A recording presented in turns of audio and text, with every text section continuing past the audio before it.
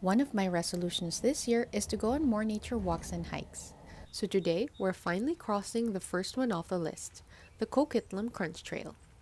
It runs 4.4 kilometers in a loop and generally easy to do since it's on gravel paths.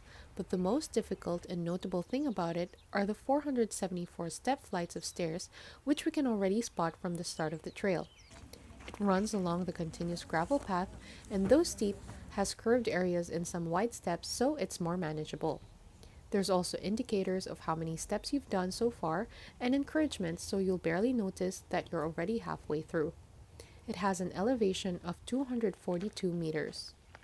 There are no trees on the path itself because it's a BC hydro transmission corridor.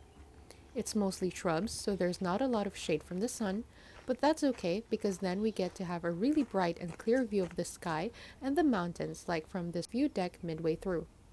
The trail also runs parallel to some power lines, so there are signs that remind visitors to steer clear of them and stay safe. After the last step, we can turn back and go down the other set of stairs or continue on. It's pretty cool to be in such a serene, refreshing setting, even though it's right next to some residential areas. Finally, at Coquitlam Park, I decided to head back, and the way down felt much faster. Overall, for a novice hiker walker person like me, this was very fun.